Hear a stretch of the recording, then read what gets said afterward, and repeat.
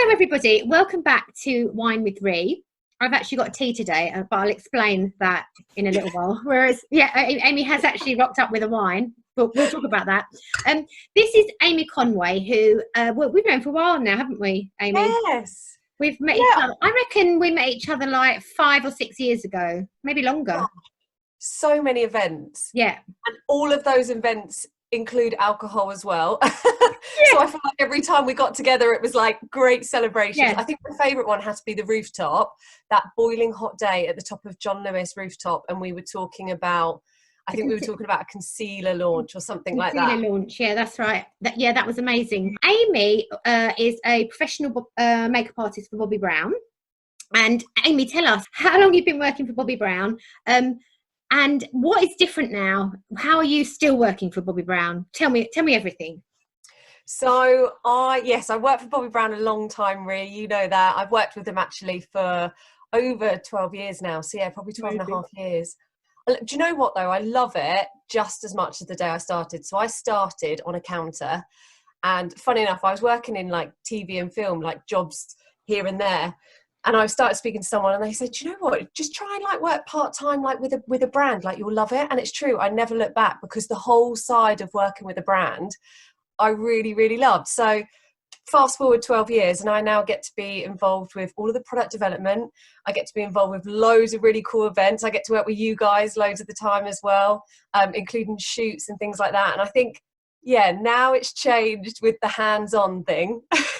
Yeah, so feel like obviously makeup artistry is all about creating that connection with people. It's about touch. It's about, because the thing I find amazing about makeup artists is how they can, it's so intimate, how makeup artists can touch your face without you feeling like, do you know what I mean? Because like nobody else can actually do that in life, or like, I mean, obviously facialists, but it's like, it's a much more casual kind, it's a skill, isn't it, to be able to touch someone's face and not freak them out, I think. Yeah. But I always say that as well. I find the people that get closest to your face, you're right, facialists, makeup artists and dentists. Yeah. And you can't talk when you're having a facial or having your teeth done. You can only talk when you're having your makeup done. So I always find it's also that connection you have with people. Like when you do someone's makeup, it's amazing because you're in that personal space, how much they actually tell you and open up to you. And it's that side I miss as well. Yeah, I bet. So what are you doing? How are you keeping going? Give us some of your little insider tips of like working as a makeup artist without actually being able to touch anyone. Well, I think also, I think, and that's what drew me to like working with a brand in the first place, is I do love that education side of it. I love the teaching, and although it can be really fun just to sit there and slap makeup on for a shoot and stuff like that, I love the side of it of where you actually can teach someone what to do. So I think what's funny now is it shifted, and with social as well, of you're actually using things like what we have at the moment, you know, YouTube, Instagram, things like that, and teaching on yourself versus on a model, which is weird as well because, you know, I only got one face. but yeah, I'm learning, and I feel like each day I'm learning a new skill, whether it's I'm learning how to edit a video myself, or, you know, I'm learning how to get what people want to see, or learning the best way to teach them, whether that be like, you know, even like a wing liner. It sounds silly, something we do in our own way. It's how do you teach me that? Yeah. Useless. How do we teach it so that people can remember it when they're trying to give it a go, but also trying to share it in like the most easiest way that people can like pick up tips quickly. So I think that side of it I'm now quite enjoying. And also though, Amy, which we'll get on to, like the tea, which is why I brought tea instead of wine, you're actually expecting a bubba, aren't you? Yes, I'm halfway. I have to say though, this is non-alcoholic wine. So I was like, oh, I'm just gonna have tea, and then Amy was like, well, I've brought like fake wine, so I failed basically. Sorry about that.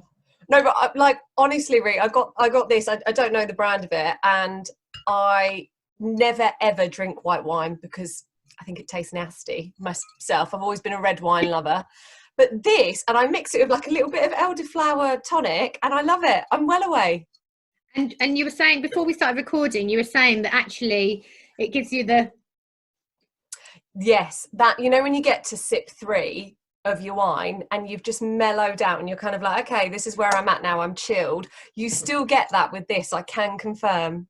I think it's the sugar though this time. I feel like the sugar hits you. Yeah, nice. You're just kind of like good to go. Yeah, I think that's a good tip. You'll have to find out what the brand is. I know. I did post it. Okay. At the weekend, I posted it because people were asking. But I think I got it from Sainsbury's. Right. But I'll post it again. Well, I'll make sure that I put all your Instagram and everything in the description box so that people can find you after this anyway. So anyone wanting some fakey wine that makes you feel a little bit ooh and a bit ah, keeps you going through pregnancy. yeah. Well, you know, you've got to keep going, haven't you?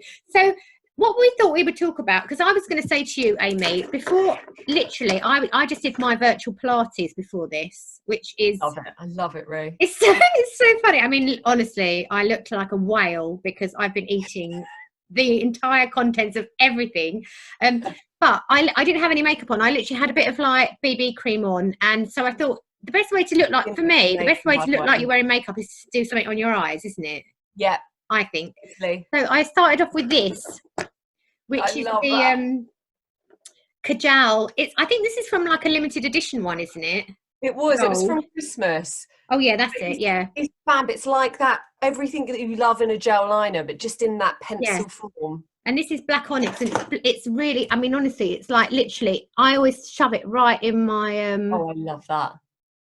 And I feel like even if you just do that, you look like you're wearing makeup. Look how much bigger it makes your eye look. Yeah, I'm going to do this one a bit more. It's true. I think when you add, and not being frightened either, like, of course you've got like nice dark brows, dark hairy, but I even find that on the most fairest skins, that little bit of dark liner, but close to the lash line, not all over the lid. Yeah. Just that'll be it. That'll pop it straight away for you. Yeah. No, I feel like it like contrasts nicely with my, what I did was I put a bit on the top, but I was actually angling for a bit of a wing, but I can't because my eyes are like that. So if I follow my... Because if I've got so instead I like smudged it with a brush because it was going wrong, because the thing is I really struggle to work out like where, because my eyes literally go down at the edges rather than up. I can't do a wing. I find it really hard. So say if you took a bit of liner to that outer corner there, I hope you could see this, but then take like a concealer brush or anything that's like clean, you could probably even do it with your finger, and pull upwards. So like what? So I just shove a bit there? Yeah, just anywhere on the outer corner, but nothing fancy. Right, let me find a little thin brush. Oh, what about that? Is that any good? Yeah, is it clean? Yeah. Like as in like anything, always love a concealer brush for it, you know, where it's like that, got that almost like... Yeah, flat. Clean. And then pull up and out. And can you see it will create like this faint line? Just from underneath though.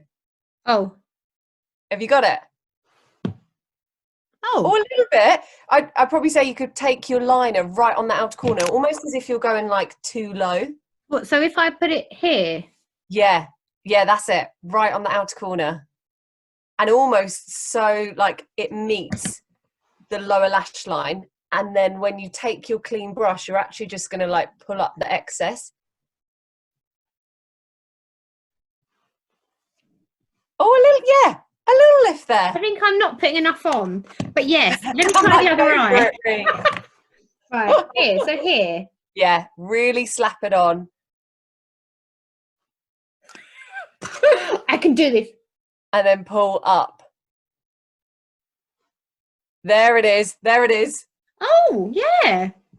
That is like a little bit. Right, I need to do this on the other side now. But it's like the kind of wing that you don't need a steady hand for, or you don't even need to make sure that it's level because you're always in line with the lower lash line. I do it again on this side. But you just kind of like dot it in on the outer corner. I definitely did it better on that eye. And then pull up. But these are so nice, these I mean, you can't go wrong with that. No, I know. Any like them gel textures, because they're not as runny as a liquid. Like super. Jet black. I could just, if only. I mean, you know, anyway, Roo, we don't do wimpy black. No, exactly. Black. Yeah, you've got to give it a proper like punch. Yeah. Yeah. That was a bad mirror. That is so magnifying, that mirror. I've seen it inside every pore on my face now as well. I'm not doing that again. I always think if you stand back, I'm always like, go right far back, and that's my last look of the day in that kind of mirror. Yeah, because that's the thing. It is scary, isn't it? That looks cute though. You don't need to know. I feel like I need to put a bit more now. By the end of this, you'll have in the scary mirror. Hang on. Eyes. On a little bit there. Yeah. And that's it. You've really got time to smudge with these, because it's kind of like, you know, if you use a liquid, you haven't got a lot of time. You've got to work really quickly with it. Or if you use a pencil, it will just give you that like dragging motion. What do you think? Like gel consistency. Yeah, I'm feeling it. Cool. Really shall I show you the other one quickly? I'll just show you the other ones I used, right? This I love. I wonder if you can guess the shade. All right then. All right. Because obviously it's one of the long wear cream shadow sticks, yeah? Yeah. I'm gonna swatch it and you guess, yeah? This is your sand dune. Nearly. Malted pink. Nude beach. Oh, so close. Look how close it is to malted pink. This is like one of my favorites. You see? Oh yeah. Oh, that's gorgeous. Yeah, I love malted pink. But nude beach, just that little bit warmer. Yeah, I love it. And this one I've got as well. I wonder if you guess this one. Oh, bark. Definitely, that's lovely. Yeah, I also love to use that for like a smoky eye. Yeah, all the way over. But look at those. I mean, it's just like such a lovely little colour palette, isn't it? That. Gorge. That's what I got. But the thing is, though, I would have actually. Can you go? Is it too late now for me to put more nude beach on? No, put it on. Yeah, put it on top. I always find if you use your darker colour first anyway, and then use your lighter colours to what should I do? Like, just like over here. Yeah, use it to like blend everything out. But I've got. I tell you what, you would love. Let me see if I've got it here. Oh, I love this nude beach. It's so pretty, and it's a good, like, what I love about them, oh here it is, what I love about them is, you know, where it's matte, like I think it's really hard to get a really smooth soft matte shadow. Yeah, and it's you can get it with those. They actually, because obviously I'm older, and I find that some mattes really do like cling inside lines, whereas this is quite smoothing. Yeah, really, really nice. Have you seen this is golden bronze? Have you seen it before? Oh, I don't know. Oh yeah, look at that. That makes my all my taste buds start going. Honestly, just like one sweep of that, and it does have a little bit of shimmer, but not an overbearing shimmer. It's like a really soft wash of colour. Yeah, that's lovely. I haven't got any shimmery on today, actually. So if I was going to go in with bark now, where would you tell me to put it? Along the lash line. So you're kind of going to blend up. And this is kind of the great thing with darker colours. With a smoky eye, it's not about how dark you go or how well blended it is. It's how well you can get that liner to skin tone. So use bark as almost that blending tool to help you take that jet black liner and softly blend it into the crease. So yeah, perfect where you've applied there. Shall I then just like give it a bit of a little buff? Yeah, work side to side firstly, and then softly blend down into the lash line. And what that will do is it will help you blend it together, but still keep all of that strong colour at the base. Ooh, these blend so nicely, don't they? Don't they? And then that's it. They don't budge, do they? No. I might go put a bit more of that on. This is fun. I know. Really, you really need to switch over from the tea after this. I know. So, Amy, have you had to change your beauty routine much since you've been pregnant? Not really. I think what I have done, and it's probably coincided with what's going on right now, is I found myself having more time for skincare, which is weird because although I always invested in my skincare and spent time on it before, but I almost had to book it in. Do you know what I mean? Book in a pamper night. Yeah. Or book in some you time to actually sit there and do all the face masks and everything you want. Whereas now I think if anything, I found myself actually making more of an effort throughout the week and doing all of those little things, like, you know, those little add-ons to skincare that I've always wanted to do but just haven't always had time to. Yeah. Do you know? No, it's so quite I think fun, isn't it's it? good. I've invested more in my skin, if anything, Yeah. and I've learned a lot. You know, I feel like there's so much online now where you can openly learn, you know, with other brands and things like that, that I've almost like, that's been my little learning life skill, I suppose, while I've been here. What little facial treatment do you like to do then when you've got that bit of extra time? So I've been doing more massage techniques. Oh, okay. I think actually just doing it with my skincare and doing more techniques has made such a difference. Yeah. So I did this thing the other day of obviously, like, you know, like the lift up. Yeah.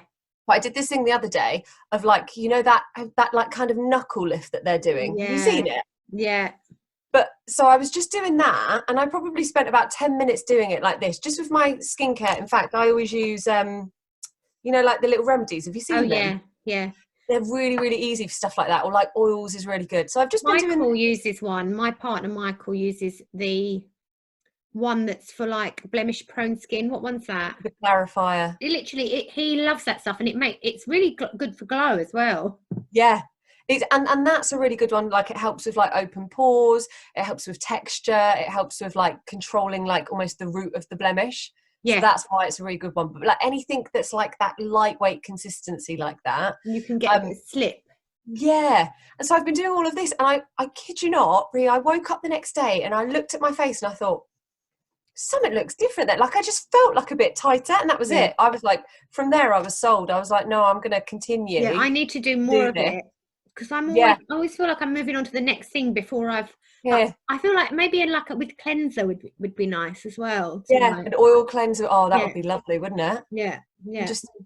So I'd say actually that's probably what I've changed a lot more. Like normal things like that, I've always seen it and thought, oh yeah, I bet that's good, but realistically never had time to do it. Yeah, I'm spending much longer getting ready. Yeah. I go upstairs, I'll be like, I'm just going for a shower, and then like 2 hours later I return. I'm going to put that body oil on that I've never used. Yeah, same. But I was thinking this the other day, are we like, and also even when it comes to like makeup looks, so many people have said to me, oh, you know, I'm really trying to like, you know, crack that smoky eye and things like that. And I'm thinking, are we just kind of like slapping on makeup like really quickly because we've almost like got nowhere to go? Or are we actually just spending more time and kind of thinking, oh no, I've got an extra 5 minutes today, I'm going to try that, or I'm going to give that a go. So, and but also, yeah, it's like a mix. Yeah, and do you know what I think it is as well? It's the fact that actually nobody's really going to see you, so you're probably a bit braver. I feel like we're just getting that extra bit of confidence by like not having to face the world, really. Yeah, and do you know what? It's little things like, I know this sounds really silly, but so my dog, obviously we'd always go to the groomers to get the claws clipped. We bought the actual claw clippers, and we're sat on the floor being like, you know, you've got to be really careful with like dog's nails and stuff. And so we've Googled it all. And each time, like, me and my husband look at each other and go, see, we've learnt a new skill today. We've been a bit braver. I actually wrote a blog post about how I wash my dog. What the hell has happened to me? What the hell has happened to me? I'm going to need to see that. I think it's safe to say, though, like, we all wake up, don't we, in the morning, we look in the mirror, and whether you've got 2 minutes or 30 minutes, you're kind of like, oh, going to go to put a bit of makeup on today. And we always turn to foundation as the quick fix, because as you say, that's the thing that we cover all our flaws with. Yeah. But yeah, I always think that if you can, a really good habit is start with concealer under the eye first. Do you do that already? Do you do concealer first? No, I literally slap on foundation. Foundation, yeah. Do you know why? It's because the main tone on all of our face that's like the darkest area is the under eye. Do you know? It's like the under eye bags. You get blueness, purpleness, some get brown. Yeah. But that tone also flashes up different colours in the rest of the face. So when you've got nothing on, your face feels like it's really uneven. If you did do foundation all over first, you'd cover everything, but you'll still be left with dark circles. So then by the time you go in with concealer, you actually end up with like a full face of foundation, and it feels almost quite mask-like. But if you can do concealer first, it's a really good habit to get into, because I can guarantee you, once you've taken out the tone under the eye, the rest of the skin looks so much more even. Yeah, I bet. If you've got no blueness or brownness here, it doesn't flash up the redness. It doesn't flash up a lot of other tone in the skin. So suddenly you feel like it's more even. Right. And then you won't use half as much foundation. Okay, I know that people do often use concealer first, but I didn't know that was the reason, because I get a lot of like purpley tones. Yeah, under the eye, and on my eyelid as well. Yeah, so I would say if you can, conceal under eye first, and then almost like step back after you've got your concealer on and taken out like the main area, and then kind of think, okay, how much foundation do I need today? Right. Yeah, nice. I can guarantee it will probably be a lot less than you normally would. Yeah, I'll do that tomorrow. Let me know how you get on. Yeah.